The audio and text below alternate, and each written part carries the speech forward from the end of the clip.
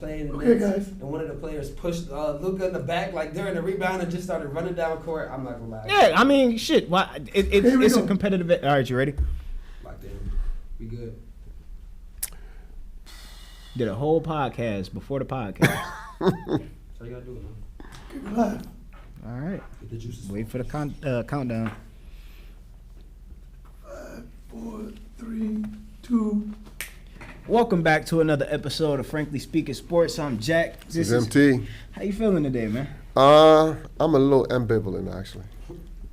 That's a big word. What that mean? Blase Skippy, I guess. I'm just not up or down. I'm just kind of in So between. you kind of got a neutral feeling today? Yeah, kind of like beige, tan kind of thing. What the fuck does that mean? It ain't red or green. It's just beige, you know. Oh, It's not an adjective. It's just good. okay. Like these walls, man, whatever. You know, beige walls, you know. Feeling ambivalent today. All right. Well, we got a lot going on to get into in the sports world. As you know, free agency just opened up a few days ago. The legal tampering period started Monday. Mm-hmm. The new league year officially started yesterday. A lot happened in the division. Some teams have made, a lot of moves. Some teams haven't made that many. It's been a lot of expectations met, I would say. Nothing has shocked me or surprised me too much, at least in the division. Yeah, I don't think Sam Darnold is going to be a big world beater, and I don't think the Vikings are going to miss him. The Vikings aren't going to miss him. Speaking of the Vikings, I do hear that there's interest in completing the Brett Favre career arc, and bringing Aaron Rodgers in. And if I'm Aaron, I mean, obviously there's mutual interest there, because why wouldn't I want to throw to fucking Justin Jefferson? And they've loaded up in the trenches, right? They went out and got Jonathan Allen. They went and got, what's the defensive end's name? I'm drawing a blank on it. I just had it wrote down in my notes. But they went and got Will Fries, the guard. They went and got Ryan Kelly, the center. Apparently, they were in on trying to get Drew Dahlman that we ended up getting, but I'll get to him in a minute. So, yeah, they've kind of loaded up in the trenches. I like them. I think they are a sneaky good team in the NFC next year. They will surprise nobody. It just depends on what the quarterback situation. That's what I'm saying. Because, I mean, if you can't protect him, yes, he's a runner. He does skip out of But that that's what I'm pocket. saying. So they've made the investment in the offensive line. Unlike, I feel like Green Bay, their moves have been less stellar.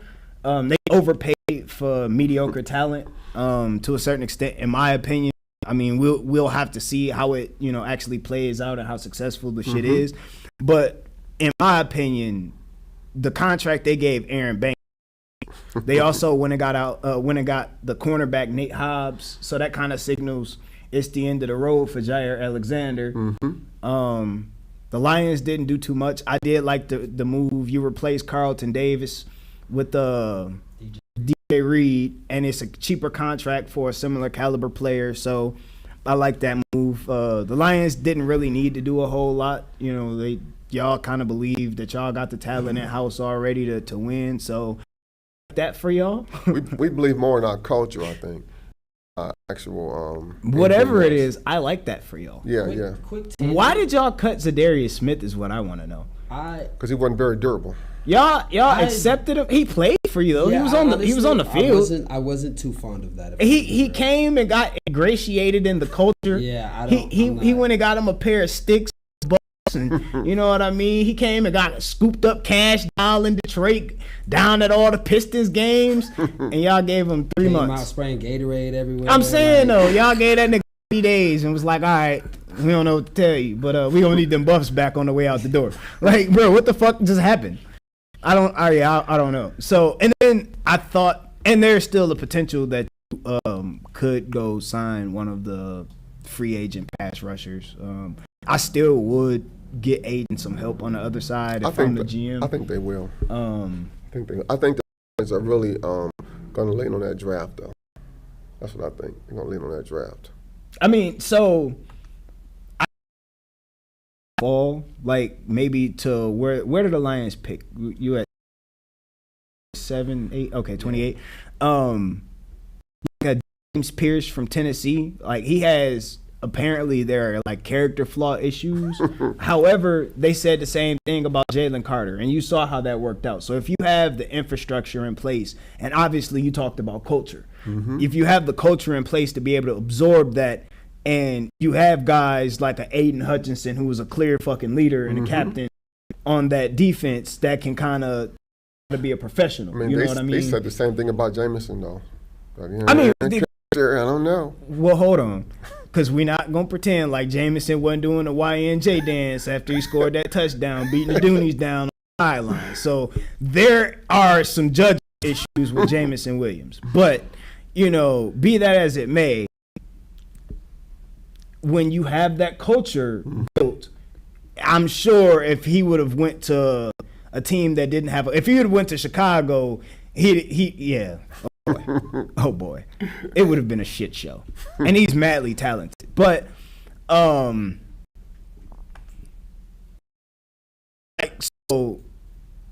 like with the rest of the division, with the current trend, like we saw with Minnesota, the Bears, I feel like the trend was trenches. We made a lot of moves even prior to the start of free agency. We went out and traded for 2 guards. Jonah Jackson, who's familiarity with Ben Johnson, should be able to seamlessly as long as he stays durable and stays on the field. Big if. He was durable when he played in Detroit. So I mean, he was a Pro Bowl caliber player when he was. So and I don't think it was more so the position change than the injury why he didn't have the success with the Rams last year. You know, like you sign a guy and then you throw him to a new position that he's never played before, and it's just like, all right, you know, the motherfucker is gonna struggle. That does make a difference. I mean, you don't even know how pinpoint precise each position on that line is until you talk to people and you see, oh, I'm used to doing this and used to doing that, and I want to do this and I want to do that, and you're like, but it's one position over and on the opposite side. So what? And to them it matters. Right. No, it definitely does. It matters. So you think of switching from right tackle to left tackle, right? It should be an interchangeable switch. You don't understand like the mental reps that it changes your whole stance. Like you move with first, like it literally everything flips. Yeah, I mean that's how fine-tuned the pro game really is. I understand. Yeah.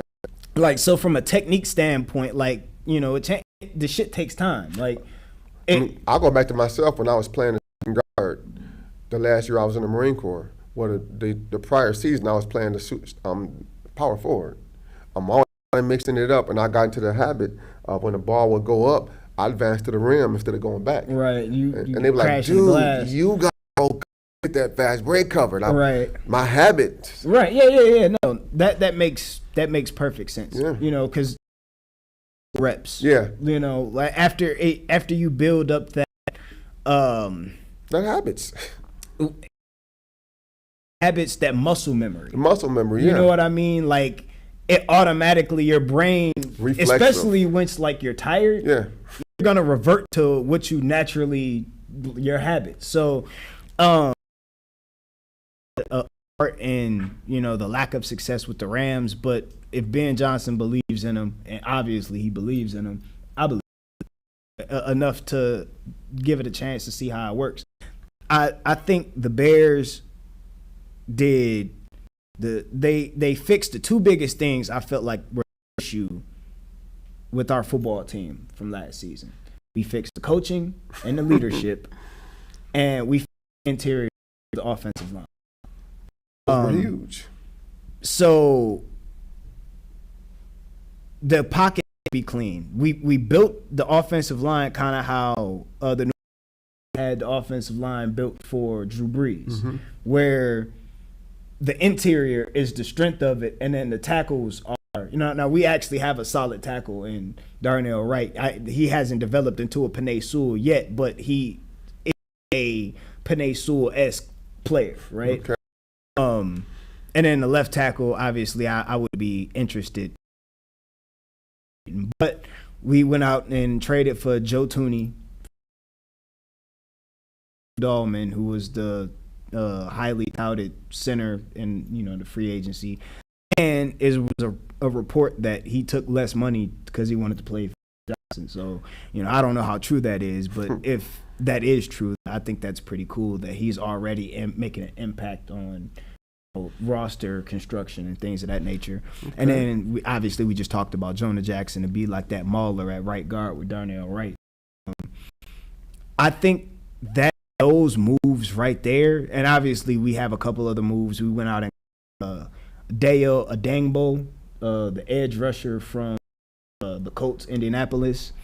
He's a 6'6", 285, like a Dennis Allen prototype. Like, he's more of a projection piece, but we gave him a nice little bag. But he kind of fits like that Cam Jordan prototype. So, we'll see if he's able to match that production. But yeah, I saw where Buffalo went out and got Joey Bosa. Yeah, and they waived my guy. I was like, well, I guess he was a little long in the tooth, but I mean, he still got the job done though. So my whole thing with that, if you're cutting Von Miller because of the lack of productivity and the ability or lack thereof to stay on the football field, why the fuck would you go sign Joey Bosa? I get literally just signed fucking Von Miller again, just the white version. Pretty much. That move didn't make a whole lot of sense. But some other moves that we made, we get out of the NFC North. Grady Jarrett, I do like that move. D tackle. You got some leadership on both sides of that football, who can teach the young guys in that rotation how to be professionals, how to be leaders and how to be men just outside of football, like on.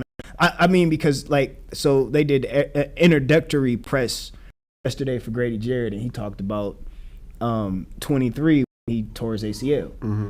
And he talked about an aspect that we don't really think about when it comes to athletes. Like, obviously, a lot of ordinary fans minimize like the human aspect of the athlete because we look at him like you're on TV.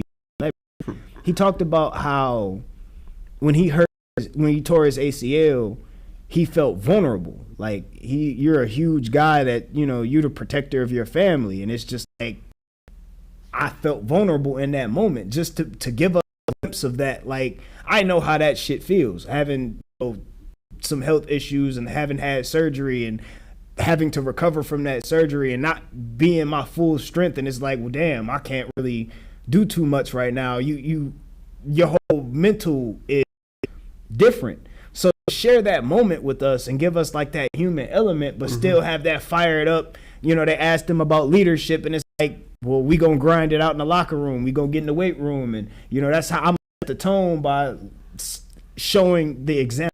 You know what I mean? So I love that addition. I think he's gonna be amazing for us. Hopefully we can, figure out a way to utilize him without overusing him in the rotation, because he is a little older. A little older? Okay. I mean, well, he's 32, so for NFL years, he's definitely a veteran presence. Mm-hmm. But, other news in free agency, Justin Fields to the Jets. Yeah, I was like, okay. Yeah, I've seen that before. Wow. 5-12 season uploading. Aaron Rodgers, we just talked about, doesn't know where he's going. He has a couple projects, Minnesota being one of them. I like the fit for Pittsburgh. That was intriguing to me. But if they don't get somebody who can get that football down the field, it's going to be kind of rough because they also went out and traded for DK Metcalf. Mm-hmm. And, yeah, that's going to be a fight, literally. Like, literally, George Pickens and DK fighting each other or beating the shit out of a fan while one of them is yelling at the coach and quarterback to get me the fucking football. I really didn't understand that. And then the bag they paid him. 5 years, $150 million is crazy work. That's why I say Okay, I wouldn't have done see that the for last DK. 2 seasons, I guess. I don't know. Of course, to me, he ain't that durable anymore. He's not. And then, so the Raiders went out and traded for Geno. Yeah. Which I kind of felt like that was Intriguing. Pete Carroll. Well, the fit with Pete Carroll. You know, Mhm. he coached him for a long time, and that's when he had his best season. So, Sam Darnold goes to Seattle. I think that's a mid-ass That's move. crazy. Man, They basically They're rebuilding. same like you said with Joey Bosa and you just said his name from the Bills. Von Miller. Von Miller. Yeah, they y'all just- traded for the same legit. Yeah, so what the Productivity. Raiders had to pivot because the Raiders were trying to get Matthew Stafford. They offered him a bag, and he turned down the higher bag and with the Raiders to stay with the Rams, and that was a smart move. I think they got Devontae Adams. I kind of like that pairing. Mm-hmm. They also lost Cooper Kupp. He's a free agent out there. So I like it. He's lost a step. He's kind of aging, even though just a couple years ago he's MVP. But you know how fast shit changes. But I would like him as a wide receiver 3 in Chicago just because he's a good blocker. You know, we got the two. We got X and Rome. Hopefully, you know that continuity develops with Caleb. We got like a speedster for the slot guy and DJ Moore that could kind of simulate what Ross St. Brown did with the quick slants and trying to get him in space and then so if you go out and get that third receiver who can block and you know I would also like a guy who could stretch the field a little bit. You know, try to find like a poor man's Jason Williams. Maybe with better decision making. But outside of that, man, yeah, it's been a madhouse in free agency. It's a lot. Ball to me. Najee Harris went to the Chargers, which Yes. signals them niggas gonna run the football. If I'm Justin Herbert, I'm asking out. Like I know it might sound obvious because you might want a ring because John Hart, but bitch, I want to throw the fucking football. Y'all ain't gonna pay me to hand this motherfucker off. Y'all not gonna pay me to be JJ McCarthy, damn it. Like I'm just saying, that's not the JJ, but I mean that's kind of what your makeup was. So, I mean, but anyway, hey. So, pivoting, how long do you think LeBron James will actually be out of the lineup? They're saying 1 or 2 weeks. Yeah. What? So. Saying that he has been defying age for a long time, but 40-year-old I knew you injuries- was gonna say that shit. It's like we've been 40-year-old watching him injuries be great. He hasn't had any significant injuries though. Nigga, it's He's the been same- having nicks and cuts and Bro, it's the same injury he's been having. It's the groin injury. He's been having that injury since what's the nigga name? Larry Hill? No, that's not his name. Fuck. Larry Hughes. Larry Hughes. No, I don't think that's his name either. Fuck. It's something Hill. The fucking player that decided he was gonna RKO or fucking spear LeBron's leg in like the 2020 season. And that's when the shit started. And from there, like he was durable as shit until this motherfucker. It was like at the end of a meaningless fucking game. Like, and I remember everybody on like the sports shows like asking like, well, why the fuck would you like? That's a play that you make game 7 in the finals. You like, it's the end of the 38th game of the regular season on a fucking random Tuesday in October, fucking December, the beginning of January. You piece of shit. Like that shit pisses me off. Like I'm mad because the name is on the tip of my tongue. No Diddy, and. Well, I'm gonna remember the shit in the car riding fucking home later. Look, I'm no LeBron James. I'm gonna concede that. No, I'm saying when I who had gave that away? when I had a groin injury, it nagged me for 2 years. Your dick wasn't working right. No, I just always thought it was healed up, and then I'd make a sudden move, and it was like, hello. Like, damn it, this thing is shit. I was in my 40s then, and I was in relatively good shape. I was still actually dunking volleyballs.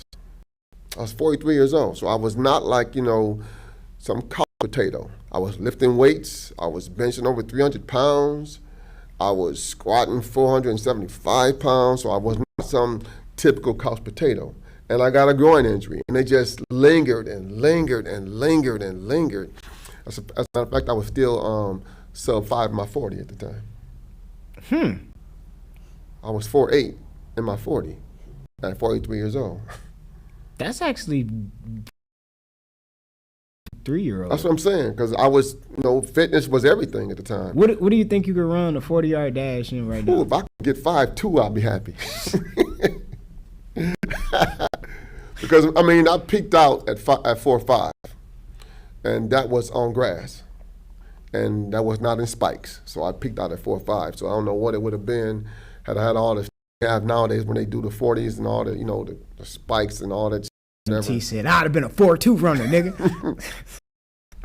But I was a 10.7, 100 meter, a 4.5 40, and my coach told me that I had my top end speed was toward the end of it. So I accelerated. I didn't lean at the tape. I accelerated through the tape when I ran 100 meters. So he's like, yeah, you should have been a 200 meter because how you accelerate toward the end.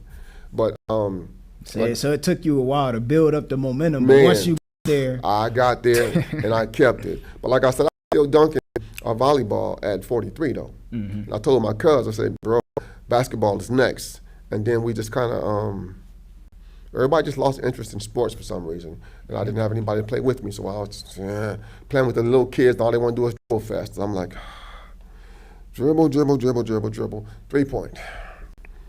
So nobody actually pushed me anymore. So I do have a question. With your current disdain for the league, who do you like in the league today? I do like watching Cade Cunningham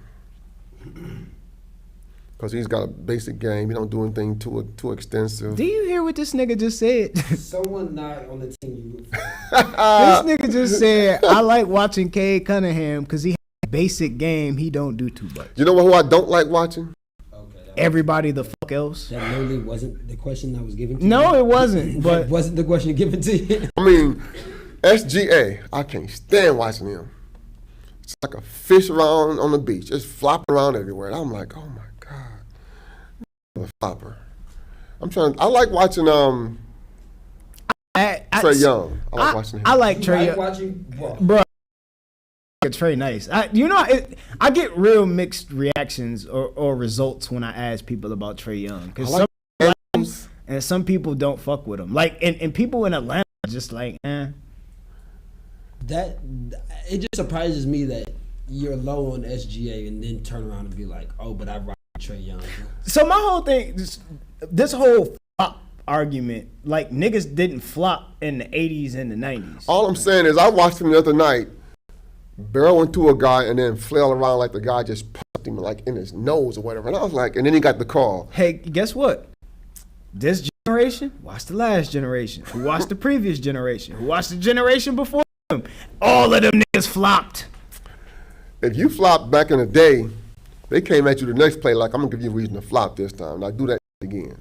So that's what you miss about the game, again, that you just can't beat a nigga ass, huh? No, I just back in the day. That's that's basketball purity. Had grit back in the day. It wasn't all this old soft, I'm your best. Oh, you gonna pretend to get fouled? I'm gonna just beat your ass, square up. Like, no, bro. You can't just. No, it's like, you know what? You got a bum ass call. Referee did that. Next time y'all foul you, I'm gonna foul you. Get mad at the referee, nigga. Don't hit me because you hit me. This fuck this basketball game. We fighting. Yeah, but see, when the referee get a couple of them bum calls, that's not pure basketball, sir. It saps the defense's aggression.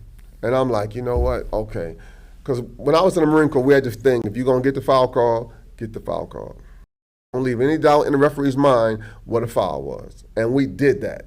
You know what? Get mad at the referee. What the fuck you getting mad at me? So everybody is going to try to find a way to exploit the rules. It's been happening since rules have been in fucking place. Always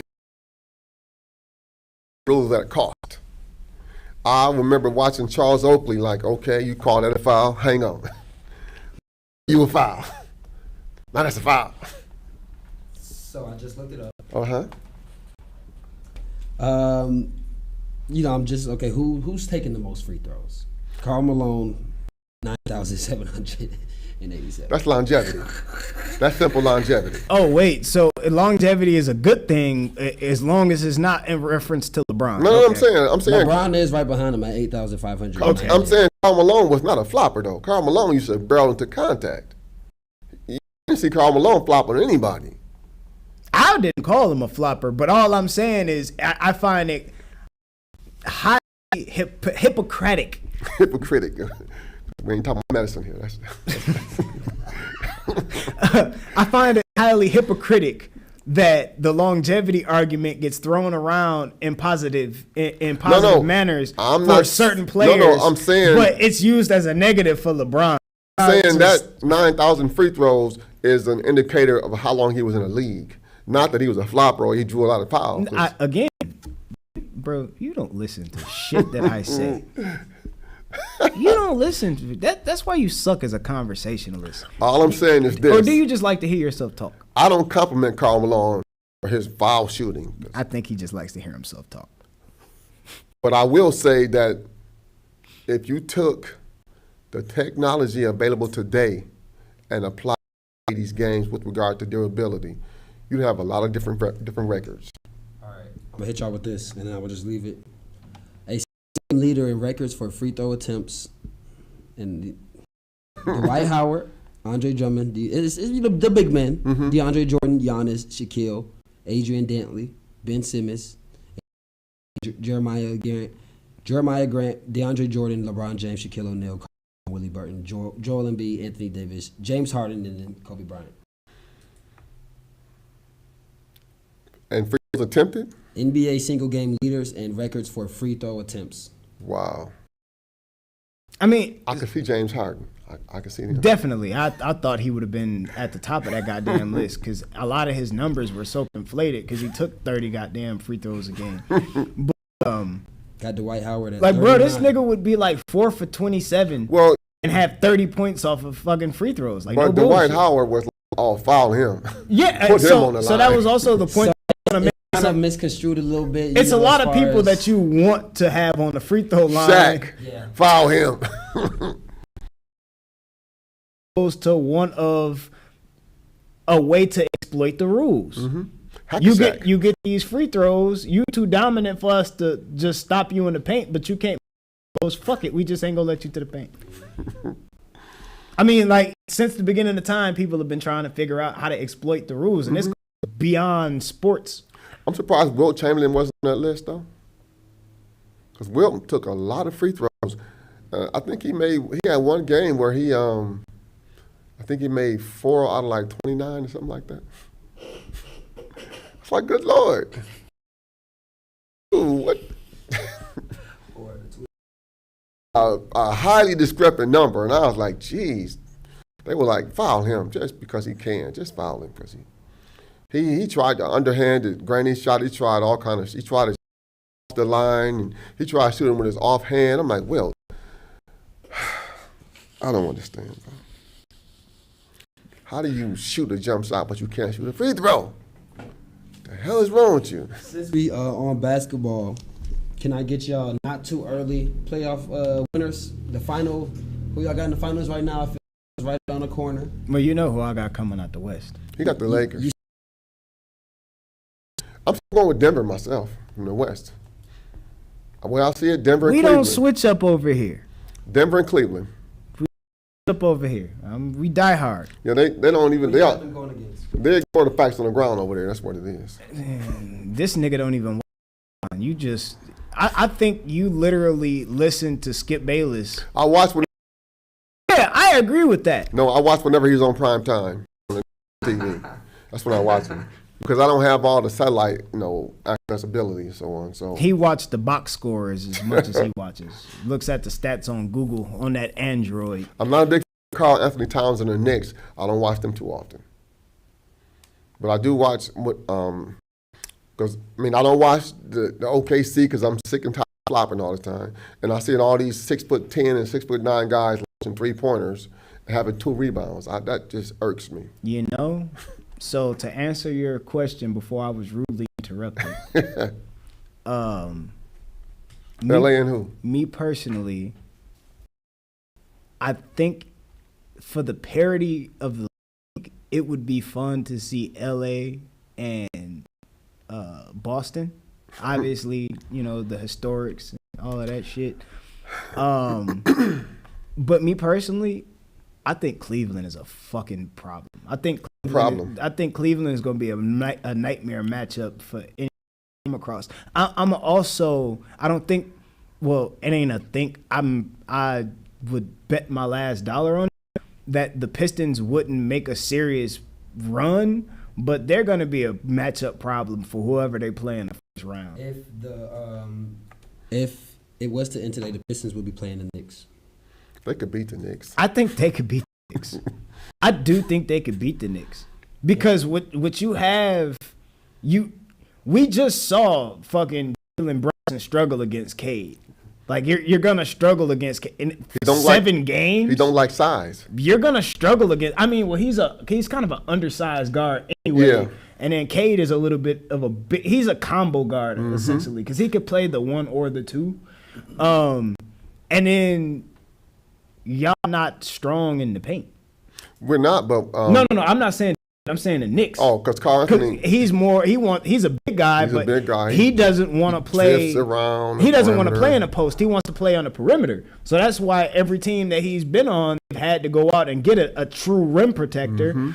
And they tried to bring him in, and Mitchell Robinson, it hasn't really, worked. He's not, so one-dimensional. But so that's why they were supposed to pair well together. But the problem with Mitchell is he can't stay on the fucking court. Can't stay healthy. Like he's good when he's playing, he just can't stay on the court. Best ability is availability, and when you lack that, but yeah. To me, it's like Boston and Porzingis. I'm like, dude. Same thing. Fragile. He's an immense talent, but you can't stay healthy. I think it's what I said yesterday. When you're like that tall, you're asking for injuries because your body is just stressed out to these ridiculous proportions. Especially when you're not a gym rat. Like, a lot of big guys aren't gym rats. They hey man. Give me a salad. I'm too damn 5 salads a day and see how that works. I was just gonna say I'm too big for a salad. You know what? Throw a steak with that salad. I am not willing to count Golden State out just yet. They may not make the finals, but they're going to give whoever they play in the playoff fits. Round 1, they would have the Nuggets. Fits. They have the. If it ended today, they'd have to run through the Nuggets. They could. All they have to deal with basically because the rest of them are nullified. Jimmy Butler would be a problem for Murray. He'd be a problem for him. You still have to deal with Steph Curry. They could beat the Nuggets because hot and cold. Wait a minute. Hot and cold. Wait a minute. That's 2 different positions. Jimmy Butler is a small forward. Yes, he is. But he would be probably You preserving Steph Curry as far as you wouldn't have your point guard checking someone else's small forward. Well, here's the thing. That would be a job more so reserved for like an Aaron Gordon. Or, yeah, but see, Murray tends to be one of those kind of physical guards. They're not going to put Steph Curry on him. That just ain't going to work. They're going to say, Jimmy, just go nullify that fool over there a little bit. Yeah, okay, Golden State could put him on there. But you said Jamal Murray. Defensively. I understand what you mean. I was thinking offensively. Okay. No. Yeah. No. But you can't. That would be a pretty sound strategy. Yeah.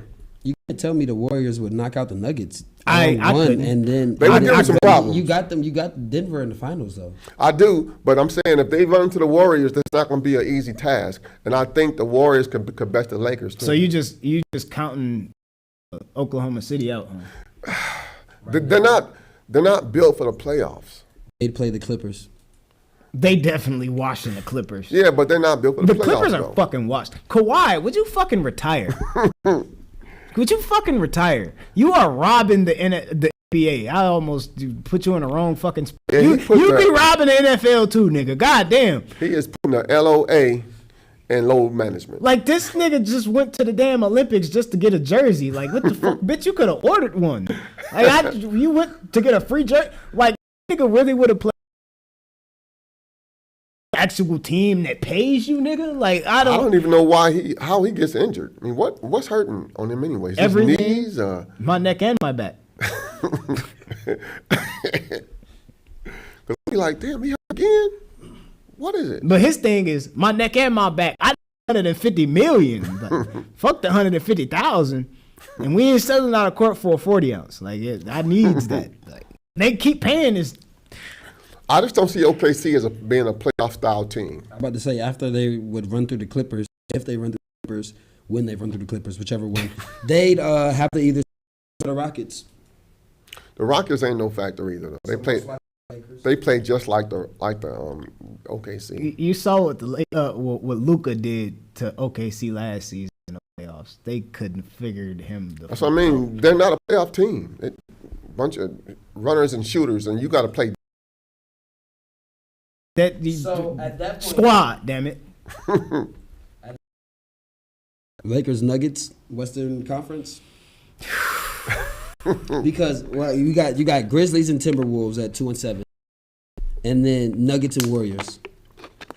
Nuggets moving on, y'all consensus, and then between Grizzly and Wolves, who would you have?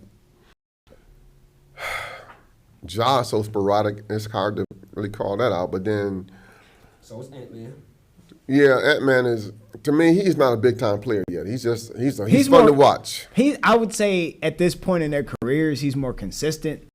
I think Ja is more flashy and gives you more like highlight. I mean, shit, don't get me wrong, Ant can too. But as far as like, I need you to go out and get a stop. I need you to go out and bucket. That ain't Ja. Yeah, but I would put more of a stock in Ant's ability than I would Ja for, the two-way and the consistency, at least the ability, in my opinion. So I would probably take Minnesota in that series. The West is And then outside of Ja, who the fuck else?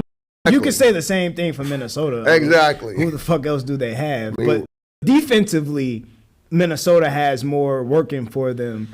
I saw Steven Adams last night get it. Them niggas got ejected because they was down trying to wrestle. I mean, to me, I don't know. I know you love that clip. The Like West- WWE and fucking basketball. They heard. They watch. Frankly, they hear me out. The West is, to me, the West kind of reminds me of, believe it or not, the 70s West, where nobody's really in the playoffs, except maybe two teams. Because in the 70s, the Suns were like run and gun. The Sonics were like run and gun. You can think the Spurs were like run and gun. You could think the CBA. Yeah, the Nuggets were like run and gun. And as soon as you slowed it down, the only thing you had to worry about was the Lakers and the Trailblazers. Everybody else is just run and gun. Well, we're in a new era of basketball, big three.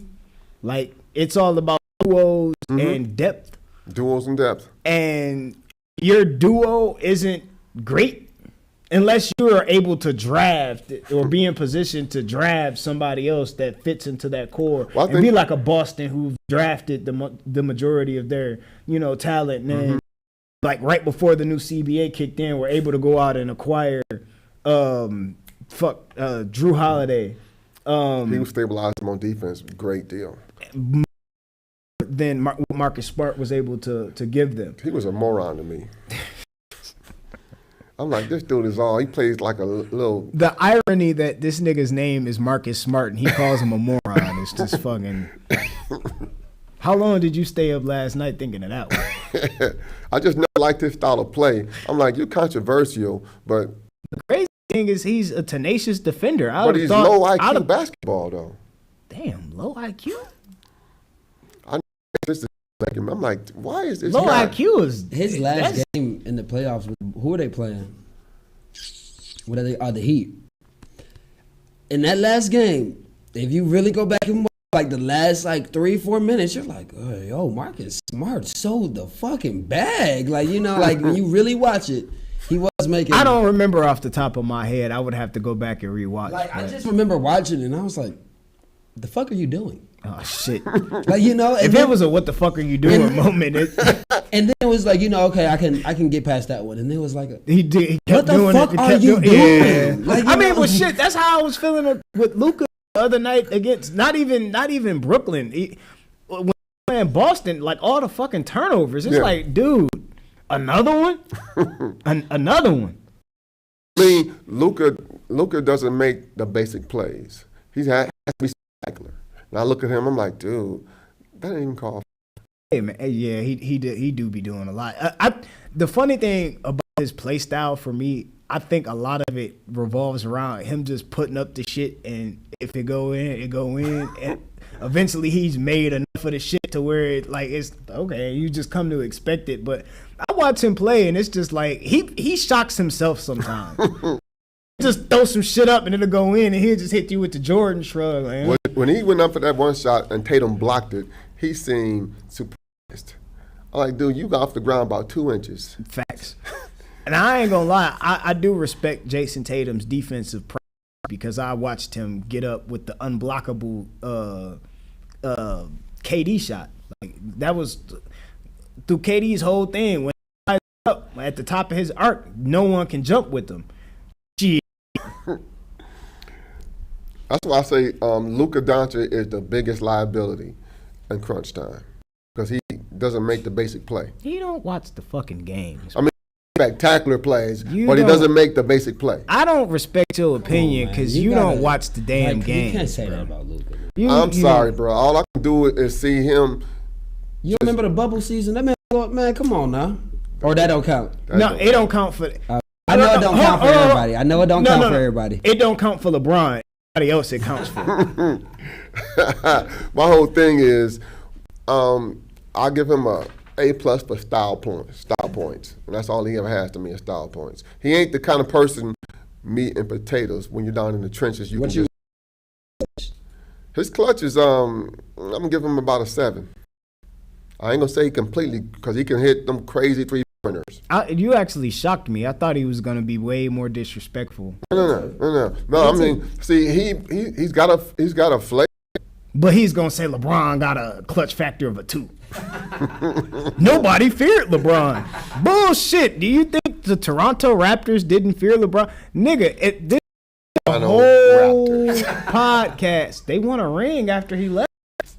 Did they not? Did that not happen? Or am I making up? Ring. That was like they didn't even get there before he left the fucking Eastern Conference. Fluke season. Just totally fluke season. What have they done since then? Well, absolutely nothing. Siakam, whatever the hell his name was, Van Fleet, whatever. Bums. My nigga, do you know who won that ring for them? Kawhi. No shit, Sherlock. I'm just making sure you remember. My whole thing is they didn't even get the opportunity to get there. You don't think we just talked about this shit a couple weeks ago? You don't think the Indiana Pacers with Paul George and Danny Granger, you don't think they feared LeBron? Paul George. They never got a chance to get out of the second fucking round. They never got the opportunity to get out of the second round because every time they kept running up against somebody that nobody feared. What about they have anyway? What about Chicago? Chicago. What about Chicago? After Derrick Rose, the youngest MVP in NBA history, had that. They were the number 1 seed, 63 wins. Yeah, but they didn't even make it. They weren't playoff basketball, and they fucking hated. No, they weren't. They weren't. I mean, because they got through the playoffs to get to LeBron, but they kept running up against this buzzsaw. And the thing that you might actually appreciate about that series, there was actual disdain. They really fucking hated LeBron. I love that series. You don't think the Boston Celtics had a serious disdain for fucking LeBron James enough to make them go assemble the first real big 3 that they claim LeBron did? But I don't know. What do you call Rondo and Ray Allen? Is that not a super fucking team? No, Ray Allen was going slightly on the incline. He wasn't prime time. He was prime time Ray Allen with the Bucks. I'm sorry. He was prime with the Bucks. With the Heat and with the Celtics, he was already on the decline. He was strictly a shooter then. With the Bucks, he was a freakish dunker, dunking on everybody. He was a freaking athlete. So what the fuck was Dwayne Wade when LeBron got there? He was on the decline as well. So then, by your same logic, that wasn't a super team, then, right? Whoa, what the? This nigga Ray Allen was averaging 26, 4, 4. Talking, get the He fuck was out a of here. shooter.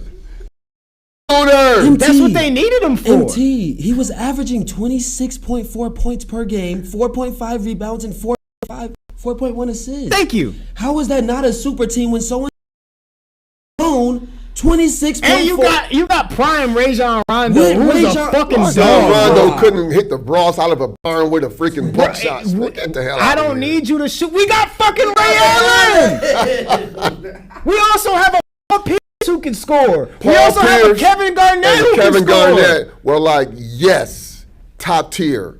Ray Allen was just a shooter at the time. He was not the So study just was. a shooter averaging 26 points a Trace game. Ray Allen back to the Milwaukee Bucks. Hey, can I get a question? Can I ask you a question? Yes. So, in your opinion, Ray Allen at his prime was what as a player? Because he was never a two-way. He was never a great defender. He was never a facilitator. He was always a In his prime, Ray Allen better shooter. was top 10 in the NBA in his prime.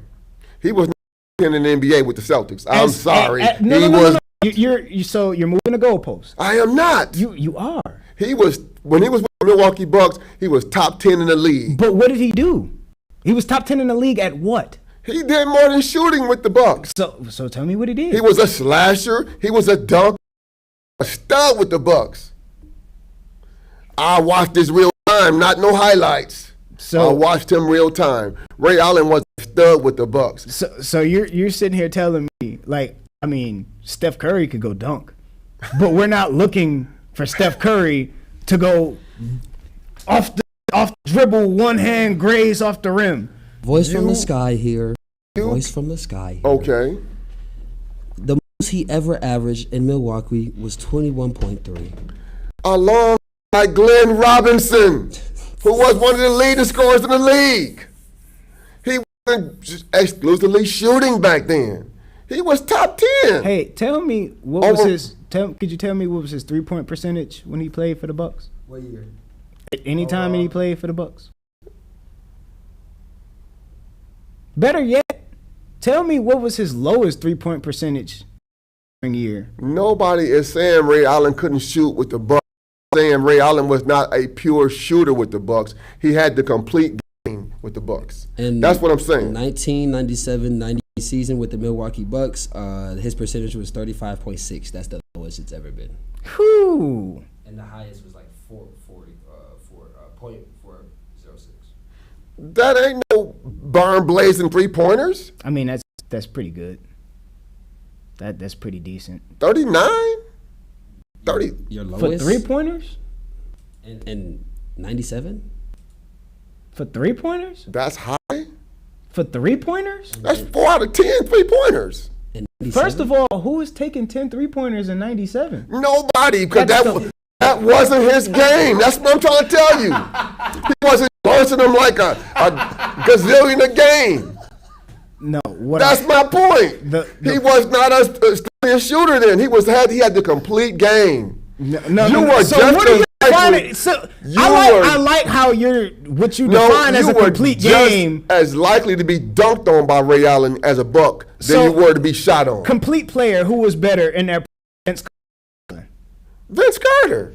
You know why? Was a slasher. No, he was a dunker. He was also a defender. Ray Allen was a defender as well. No, the fuck he wasn't. What? How many all defenses does Ray Allen have? Ray Allen was a complete player with the Bucks. How many all defenses? What's his steal average? I would take Allen Iverson over Ray Allen as a defender. I just looked it up and they gave me this whole thing. While his offensive prowess is legendary, his defensive stats are not as widely known or discussed. Because nobody looked at fucking Ray Allen like he was a defender. Allen's career stats include 1.4 steals per game and 0.4 blocks per game. He's a guard. Are you going to tell me he's in blocks per game too? No. Ray Allen led the league in steals. All I'm saying is, by the time he got with the Boston, he was reverting into a pure shooter. It wasn't a reversion. It was the game plan. It's what we need you to do. We don't need you to go slash. We have people down in the post. When Ray Allen was with the Bucks, Ray Allen 1A. That's cool. That's what they needed for the Bucks. How many championships did the Bucks win? Man. Okay, what was the Bucks playoff Because success? they were going up against the Pistons. That's not what I'm asking you. So, what was the playoff success? What how many regular season? What was the winning success? How did it equate to wins? You got to consider that he also went against Michael Jordan. That ain't what I asked. You got to consider that. But no, see that Jordan did not. Many people. Do you know? You got to consider that. Do you notice? Just last week we were talking about that. That's the excuse that they make for the old players. It's like, oh well, yeah, he went up against Jordan, but this guy, he should. I mean, but it's bullshit. How many rings did LeBron James deny? Well, fucking lot. There's a lot. I literally just named several teams that couldn't even get to the goddamn. No ring contenders. Come on, the Pacers. How the say that when the year LeBron left, Toronto wins a ring? Bro, like, you're contradicting yourself. Toronto was not a perennial contender until they got Kawhi Leonard. You have to take a step back from like this character that you put on for the podcast and be serious for a bit. What you got to understand about the league back in the day, there were really no elite teams besides the Chicago Bulls, the Lakers, and the C's. No shit. That's the point. The point was the C's went out of their way to create a super team before everyone started bashing LeBron for it. But the Celtics were a super team back in the 80s. And the crazy thing, like they talk about LeBron, he started this player empowerment and player movement shit. Like Charles Barkley didn't fucking ring chase going to Houston to try to play with old Hakeem. Like bro, niggas been doing this shit. That was at the end of his career. Okay, so I blame you for that, you fucking idiot. You waited till you were old as fucking dirt to try to go win a goddamn championship. He knew he was no longer a contender, and yes, he chased the rings. But when Charles was in his prime, still didn't get it. When Charles was in his prime, he was like, "I'm going after you." Ring chasing is ring chasing, though. What is the difference if I decide to go on my prime or if I decide to just get carried? I'm ring chasing at that point. That's a whole different animal. What is the difference? When I am over the hill, when I'm over the hill, I'm chasing the ring because I want some legacy. But when I'm prime time, I want to earn that ring. That's the difference. I want to be the catalyst in that ring when I'm prime time. So that's why I would never pair with Michael Jordan or someone. Those guys, no. You don't have. Okay, so the craziest thing is when you talk about catalyst for championship pedigree, how I go back to the same question I always ask: how many rings did Jordan win without his catalyst? Who? Pippen and Jackson? How many rings did he win without his catalyst? None. They built that though. He didn't just go shopping around and go win a ring. They drafted Pippen. They built that dynasty up. You can't. That's kind of like you telling me that the Cleveland, when they drafted LeBron, they just go and got a player and then another player and then another player and they got better and they got better. That's not what happened. Okay, so they drafted Dennis Rodman? Yes. No, but he was already in his prime, okay. man. They got rings before Dennis Rodman. Okay. No, they didn't. What? Oh, wait. Yeah, you're right. Yes, they did. Yeah, you're right. Two. Right. Yeah, three without Dennis Rodman. No, it was two. Learn your history before you come arguing with the OG, bro. God damn. Again, bro. I saw it real time. Hold on. I saw it real time. Hold on. Not highlights, not ESPN. Could you tone the character back, bro? Tone the character back. He just told me to go back to go genuine and not like we do. I'm telling you right now. Tone the character back. I'm telling you right now. Because I'm saying the Indiana Pacers with Danny Granger and Paul George were never an elite team. Party was. Come on, man. Really? You'll never know what the team could have been because they got dismantled every time they ran up against one team. They got dismantled because they couldn't stay healthy. Jeff Teague, on his own podcast, said, I played LeBron in over 30 goddamn play games and never won one. Who the fuck is Jeff Teague? All right, man. He's some kind of perennial champion I don't know anything about? Bro. He's a freaking point guard for the Atlanta Hawks. And, well, he played for the Pacers, too. Yeah. Like, Nothing special. Like, bro, they're fucking NBA players. Like, I'm tired of the character, man. Like the trolling. There's NBA players and NBA players. Jeff Teague was never an elite NBA player. At some point he in was time, serviceable. At some point in time, every NBA player was a star at every other level on their team. Duh. Averaging 30 in fucking high school. I would compare Jeff Teague to Lindsey Hunter. They're still a fucking world-class athlete. I ain't saying they weren't. So I'm saying I would compare Jeff Teague to a Lindsey Hunter when he was the Pistons. The funny thing is, on NBA guys, like, you could beat them 1-on-1. Like, this nigga drag your ass 1-on-1. Dude. Like, you fucking now me, who's man. moving the goalpost? You want to compare me to an NBA player? No, I'm just saying, you talk about, like, for someone that will talk about their own athletic prowess, like, you are professional caliber fucking player to shit on actual I do believe professional caliber players is ridiculous. In my prime That's time, moronic, what I believe. In my prime time, I believe I was NBA athletic enough. I think I could beat you right now 1-on-1. You probably could. Bet the farm on it. I'm pretty sure I could beat you 1-on-1. The weather is training. And the crazy and the crazy thing is he talks all this shit. There's a hoop right outside. I mean, what you saying? I got gym. Actually, I ain't even got no gym shorts. I be doing my slides.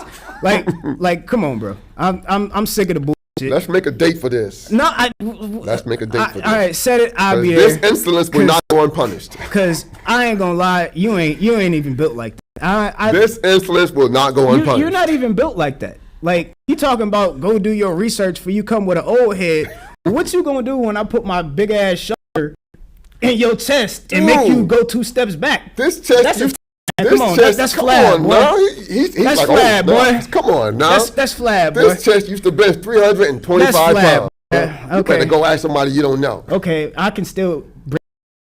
So what about that? Come on, now. That shit ain't even fucking moving, man. Get the fuck out of here, bro. No.